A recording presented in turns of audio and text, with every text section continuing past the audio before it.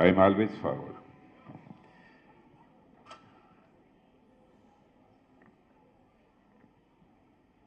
First of all, I would like to bless and congratulate the children of the City Monterey School for the best performance. Not best performance, but excellent performance. और साथियों, वैसे तो इस India के premiere institutions में, बहुत सारे premiere institutions में मुझे जाने का अवसर प्राप्त हुआ है, लेकिन सीएमएस में जो कुछ भी मैंने देखा है, मैं कह सकता हूं कि हिंदुस्तान में ऐसा देखने को मुझे कहीं नहीं मिला।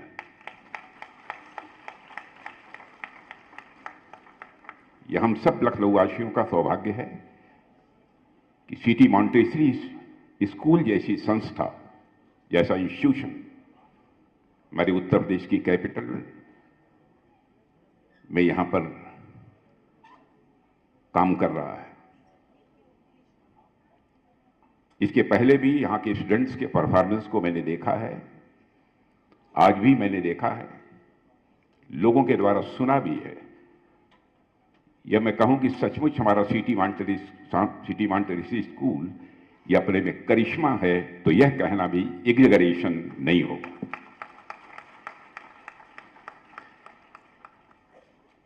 Respected Chief Justices and Judges, Excellencies, former President of the Republic of Croatia and former Prime Minister of Kingdom of Lesotho,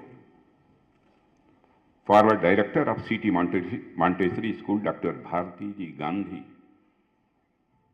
Professor Geeta Gandhi, Kingdom, Manager CMS Lucknow, and the Coordinator International Chief Justices Conference.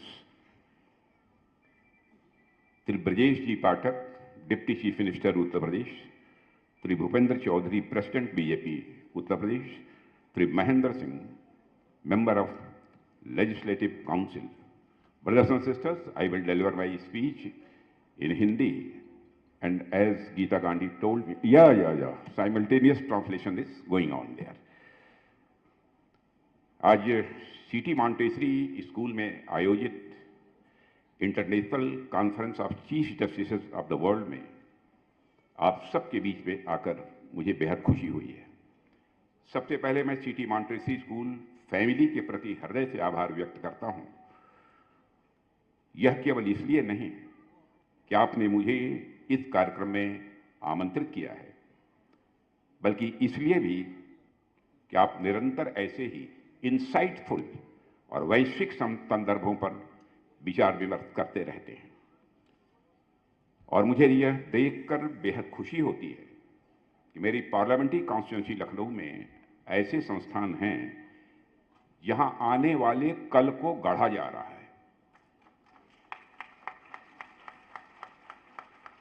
जहां भारत के भविष्य को उज्जवल बनाने वाले बच्चों को ठीक तरीके से शिक्षित और संस्कारित किया जा रहा है।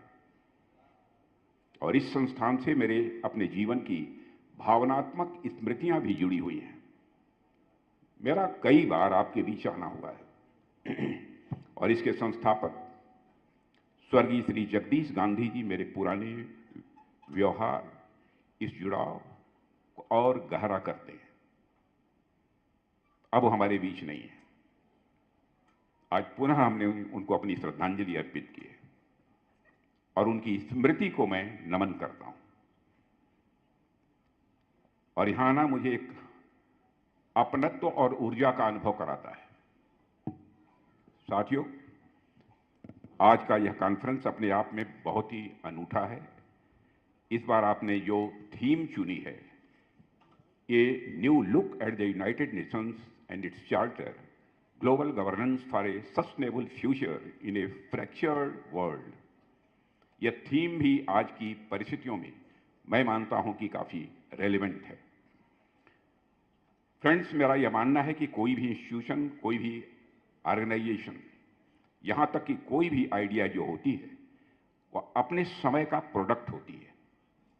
वह इंस्टीट्यूशन, ऑर्गेनाइजेशन या आइडिया उस समय की जो तात्कालिक स्थिति होती है उसके अनुरूप बनाए जाते हैं और यह परिस्थितियां सोशल, पॉलिटिकल, स्ट्रेटजिक और इस प्रकार के कई फैक्टर्स के द्वारा डिफाइन की जाती हैं।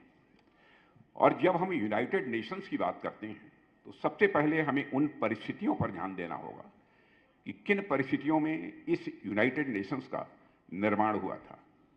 सेकेंड वर्ल्ड वॉर की जो विभीषिका थी, उसके बाद इंटरनेशनल ऑर्डर में पीस और स्टेबिलिटी की आवश्यकता उस समय की आवश्यकता थी। यह भी ध्यान रखने वाली बात है कि उस युद्ध के तुरंत बाद बहुत बड़े इंटरनेशनल रिवॉल्यूशनरी फेजेस भी आए। उनमें से एक था इंपेरियलिज्म और कॉलोनियलिज्म का धीरे धीरे समाप्त हो जाना।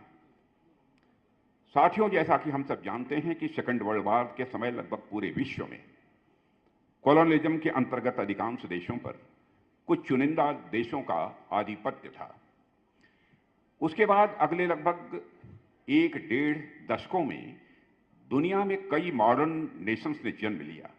कहने का अर्थ यह है कि 100 साल पुरानी जो व्यवस्था थी उसमें एक बड़ा परिवर्तन उस समय आया जब एक ओर दुनिया सेकेंड वर्ल्ड वॉर की विभीषिका झेल रही थी और दूसरी ओर दुनिया में नए देशों का जन्म हो रहा था।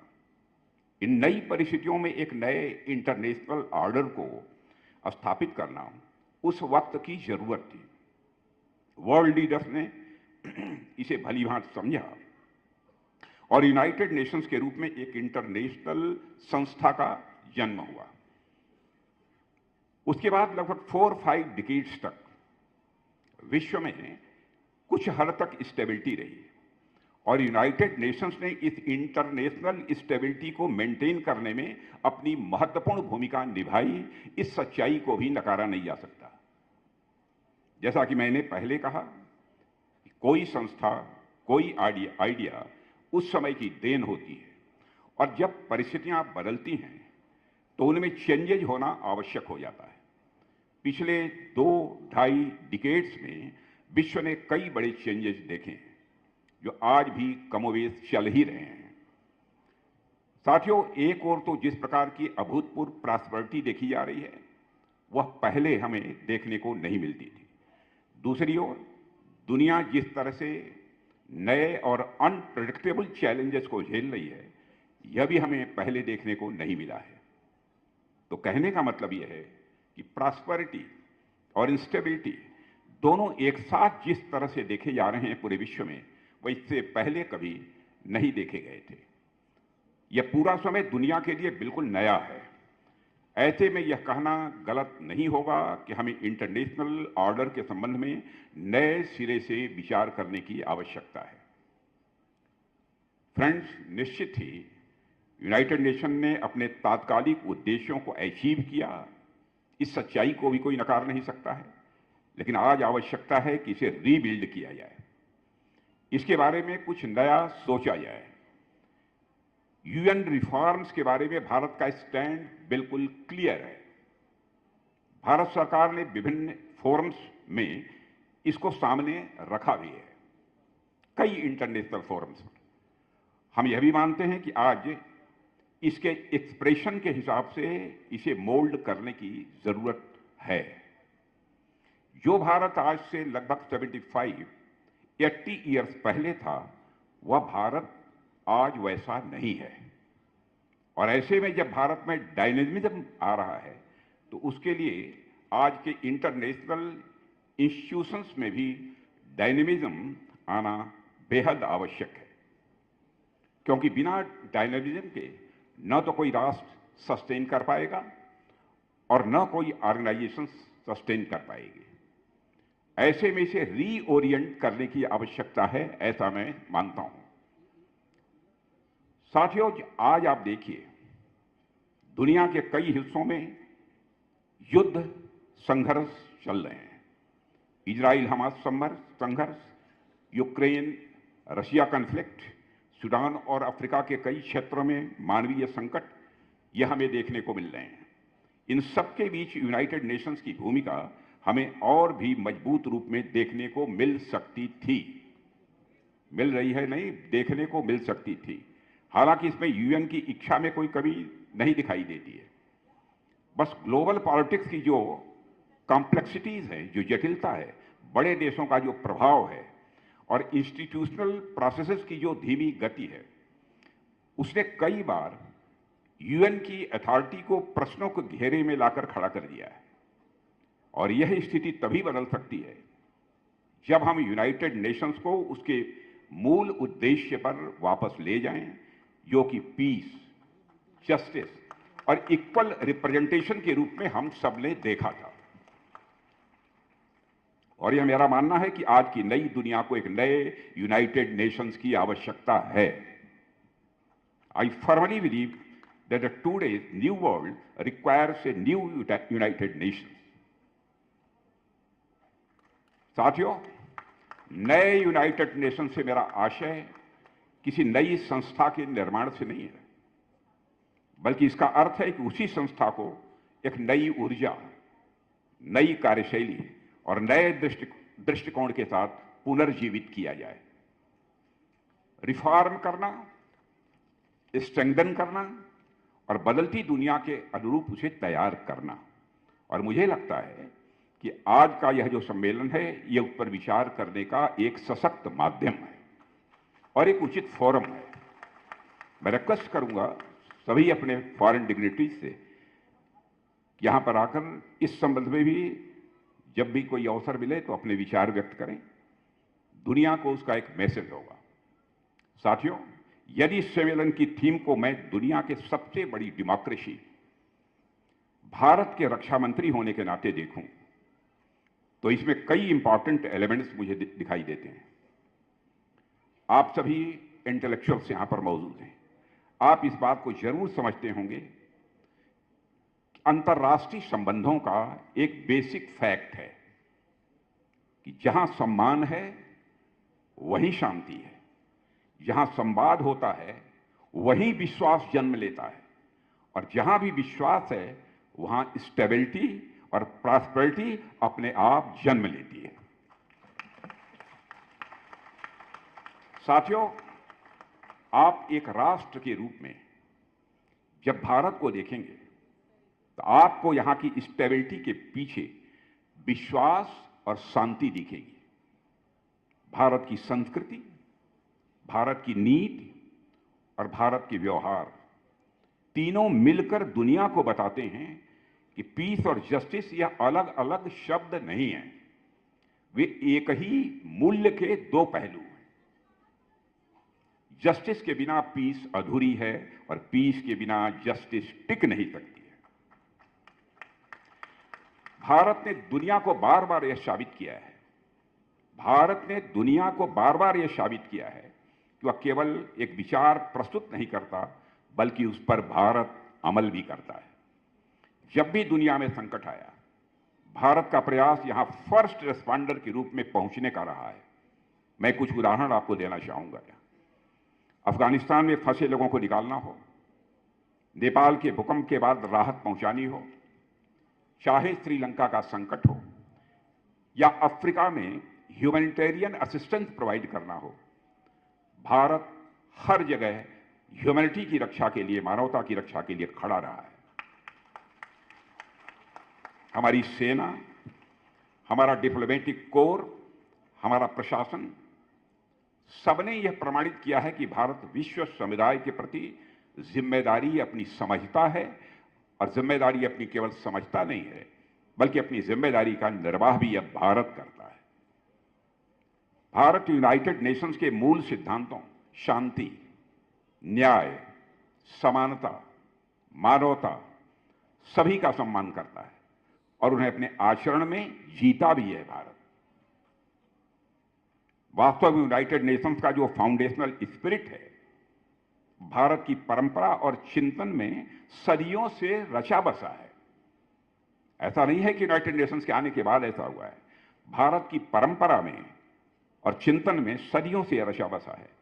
हमारी इस सिविलाइजेशनल विजडम को हमारे संविधान में भी महत्वपूर्ण स्थान दिया गया है।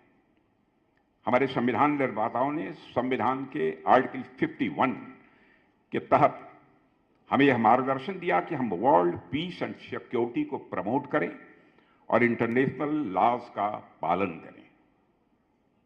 एक नवोदित राष्ट्र होने के बावजूद, माने आजादी हासिल करने के बावजूद के बाद हमारे संविधान निर्माताओं ने हमारे लिए ये चीजें तय की और हम इन मानकों पर खरे भी उतरे हैं। यह बात मैं विश्वास के साथ कह सकता हूं। यही दिखाता है साथियों, यही दिखाता है कि इंटरनेशनल सिस्टम के साथ हमारा इंगेजमेंट ट्रांजैक्शनल नहीं है बल्कि फंडामेंटल है। हमारी परंपरा संगच्छध्वम संवरध्वम, यानी हम साथ चलें, साथ सोचें और साथ आगे बढ़ेंगे की है। हमारे यहां संबंध बाध्यता से नहीं बल्कि सहयोग और समरसता से बनते हैं। हम स्वयं को केवल अपने सीमित परिवार का सदस्य या राज्य का नागरिक नहीं मानते, बल्कि हम विश्व परिवार के सदस्य हैं। इसी सोच ने हमें वसुधैव कुटुंबकम का भाव दिया है कि हमारा यह संसार एक परिवार के समान है। The whole world is a family. यह मैसेज दुनिया को, दुनिया की किसी धरती से गया है तो हमारे और आपके देश की धरती भारत से ही गया है। यत् पिंडे तत् ब्रह्मांडे, जो पिंड में है वही ब्रह्मांड में है, जो जड़ में है वही चेतन में है, जो छोटे में है वही बड़े में है, जो सूक्ष्म है वही विवर्त में है, जो मेरे में है वही तेरे में है। यह संदेश भी सारे विश्व को किसी देश की धरती से गया है तो केवल भारत देश की धरती से गया है। साथियों, बड़ी बात यह है कि भारत में दायित्व की यह परंपरा केवल मनुष्यों तक सीमित नहीं रही है। मानव से आगे बढ़कर पशु, पक्षी, वनस्पति और प्राणी मात्र के प्रति कर्तव्य की भावना हमारे शास्त्रों में प्रत्यक्ष हमको देखने को मिलती है। हमारा उनके प्रति क्या दायित्व है। आज दुनिया की जिस universal declaration of human rights का दुनिया जो उल्लेख करती है, जो 10 दिसंबर 1948 को संयुक्त राष्ट्र ने घोषित किया, हमारी परंपरा उस सोच से भी अधिक व्यापक है और पुरानी भी है। हमारे यहां तो मानव के साथ साथ अन्य जीवों का सम्मान और सुरक्षा की बात सदियों पहले से रही है। दुनिया आज जिस दायरे को ह्यूमन राइट्स कहती है, भारतीय सोच, हमारी इंडियन फिलॉसफी उसको बियॉन्ड ह्यूमन ले जाकर, हमारी फिलॉसफी बियॉन्ड ह्यूमन ले जाकर कॉस्मिक रिस्पॉन्सिबिलिटी तक पहुंचाती है। और साथियों, लेकिन दुनिया का यह व्यवहार हमेशा संतुलित नहीं रहा है। क्षमा कीजिएगा ये कहने के लिए, कई बार ऐसा प्रतीत होता है कि जिन देशों पर वैश्विक संस्थाओं को मजबूत करने की सबसे अधिक जिम्मेदारी है, वही निर्णय और संरचनाओं को सीमित कर देते हैं और फिर उसी संस्था से बड़े परिणाम की उम्मीद भी रखते हैं। दोनों साथ नहीं चल सकते। हमारे यहां संस्कृत में एक बड़ा प्राचीन पर रेलेवेंट मैगजिम है जिसे अर्ध वैश्य न्याय कहते हैं। इसे यदि मैं आसान शब्दों में कहूं तो आप समझिए कि कोई इंसान किसी वृक्ष की जड़ को काट दे, उसकी ब्रांचेज और फूल पत्तियों को हटा दे, केवल उसका तना, स्टेम, इस उम्मीद के साथ रखे वह स्टेम यानी वह तना ही उसे फल देगा, तो किसी भी सूरत में संभव नहीं है। और साथियों, आज यूनाइटेड नेशंस के साथ भी कुछ ऐसी ही स्थिति दिखाई देती है हमको, क्षमा किया जाए इसके लिए। कई महाशक्तियां उसके नियमों का सेलेक्टिव पालन करती हैं, कुछ प्रक्रियाओं को अपने हित में रोक देती है, पीस कीपिंग के लिए अपेक्षित संसाधन उपलब्ध नहीं कराती है और कई बार फंडिंग के निर्णयों से उस पर दबाव भी बनाती है। अक्लमंद इशारा काफी है। जब संस्था के अधिकार सीमित कर दिए जाते हैं तो उसके पास संसाधन नहीं रहते और उसे अपने वास्तविक कार्यों के लिए पर्याप्त सहयोग भी नहीं मिलता है, तो स्वाभाविक रूप से उसका प्रभाव कम होता है। लेकिन फिर भी उससे उम्मीद की जाती है कि वह विश्व संकटों को रोके, संघर्ष समाप्त करे और मानवीय परिस्थितियों में सुधार लाए। साथियों, यही वह विरोधाभास है, यही वह कंट्राडिक्शन है जिसे हमारे न्याय शास्त्र में अर्ध वैश्य न्याय कहा गया है।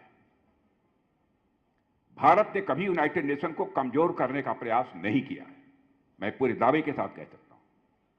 भारत ने पीस कीपिंग मिशंस में हमेशा अपनी एक अग्रणी भूमिका निभाई है। पिछले महीने मैं नई दिल्ली में united nation troop contributing countries यानी यूएनटीसीसी के चीफ्स कॉन्क्लेव को संबोधित कर रहा था, जहां मैंने मोर देन 290,000 इंडियन पर्सनल के प्रति अपनी कृतज्ञता व्यक्त की, जिन्होंने 50 से ज्यादा United nation peace keeping mission में अपनी सेवाएं दी। आप सोचिए हमारे लगभग 3 लाख सैनिकों ने दुनिया में शांति की स्थापना के लिए काम किया है, और काम ही नहीं किया है, बहुत सारे सैनिकों ने अपना बलिदान भी दिया है। क्या दुनिया किसी भी देश के पास मल्टीलेटरल इंस्टीट्यूशंस में विश्वास का इससे बड़ा कोई उदाहरण कोई बता सकता है? नहीं है। और साथियों, भारत ने हमेशा इंटरनेशनल लॉज का सम्मान किया है। आज भी हम इंटरनेशनल लॉज का सम्मान करते हैं। मल्टीलेटरलिज्म को मूल्य के रूप में, एक वैल्यू के रूप में हम स्वीकार करते हैं। विश्व के किसी भी हिस्से में संकट आया तो भारत अपने तन, मन, धन से सहायता के साथ वहां खड़ा मिला। भारत की नीति स्पष्ट है साथियों कि न्याय केवल नियम नहीं, धर्म है। न्याय केवल नियम नहीं, यह धर्म है। शांति केवल नीति नहीं, यह भारत की परंपरा है। और वैश्विक सद्भाव केवल डिप्लोमेसी नहीं, यह भारत की संस्कृति है। साथियों, आज जब हमारे सामने एक फ्रैक्चर्ड वर्ल्ड है, जहां कई संघर्ष साथ साथ चल रहे हैं,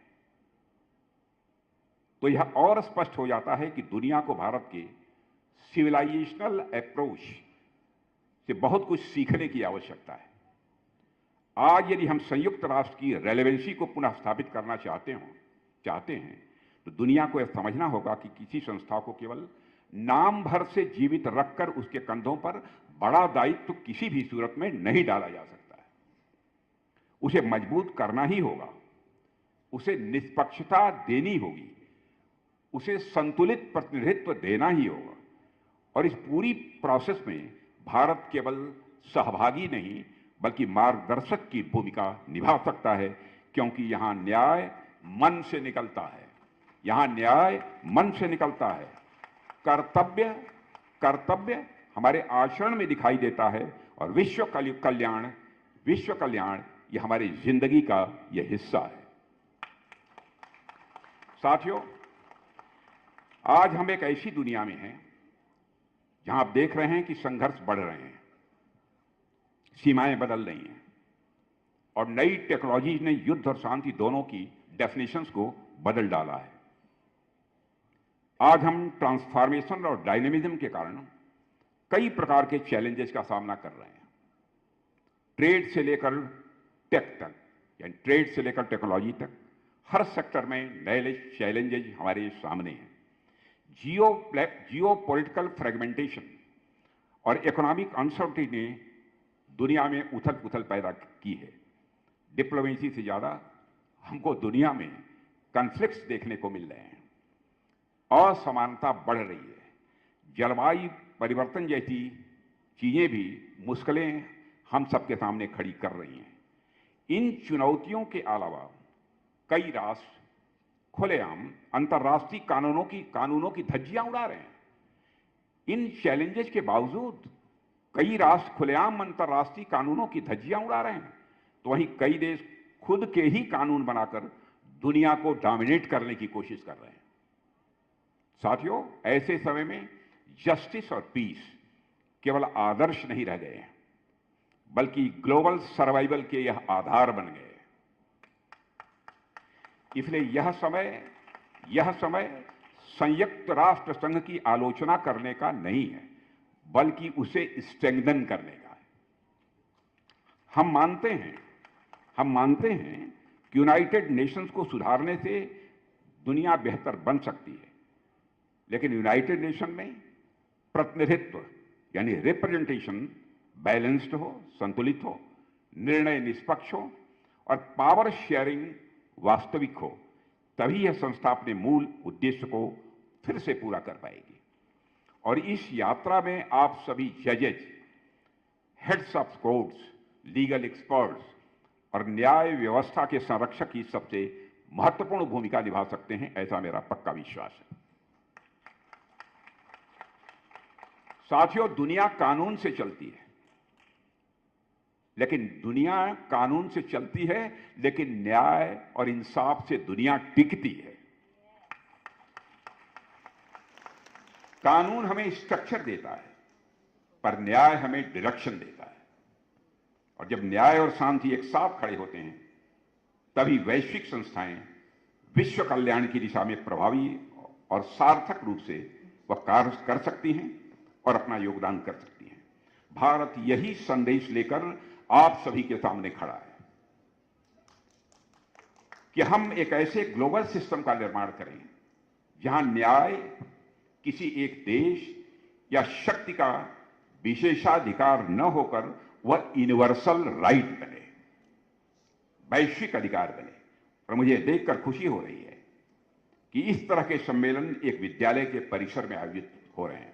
मैं फिर से सिटी मॉन्टेसरी को, यहाँ की प्रबंध समिति, यहाँ के टीचर, सबको कंग्रेचुलेट करना चाहते हैं कि जो बच्चे यहाँ पढ़ रहे हैं वह निश्चित रूप से इन बातों पर जरूर न जरूर कुछ सोचेंगे और सीखेंगे। और भविष्य में इस देश का कर्णधार हमारे बच्चे ही हैं, इस सच्चाई को भी कोई नकार नहीं सकता। इसलिए न्याय, शांति और मानवाधिकार जैसे मूल्यों के बारे में हमारे बच्चों के मन में सकारात्मक विचार, पॉजिटिव थॉट्स जरूर होने चाहिए। और मैं समझता हूं सिटी मॉन्टेसरी स्कूल इस प्रकार के सकारात्मक विचार, पॉजिटिव थॉट्स पैदा करने के लिए पूरी तरह से प्रयत्नशील है। और आप सभी सम्मेलन में एक हेल्दी डिस्कशन करें, इसके लिए मैं आप सबको अपनी हार्दिक शुभकामनाएं देता हूं। और मुझे विश्वास है कि इस सम्मेलन में जो चर्चाएं हमारी इस आस्था को जो होंगी, हमारी इस आस्था को मजबूत करेंगी कि न्याय मानवता का यह सर्वोच्च कर्तव्य है और शांति उसका सबसे पवित्र फल है। आइए हम सभी मिलकर ऐसे विश्व का निर्माण करने की ओर बढ़ें जहां कानून का शासन और अंतःकरण का शासन दोनों एक दूसरे के पूरक बने। इन्हीं दोनों और इन्हीं शुभकामनाओं के साथ मैं अपनी बात समाप्त करूंगा। I would like to speak the last para in English also. I wish you all fruitful and constructive discussions during this conference, and I am confident that your deliberations will reinforce our shared belief that justice is humanity's highest duty and peace is most sacred reward. Let us work together to build a world where the rule of law and the rule of conscience complement each other. Thank you very much. Soren, sir. Thank you so much.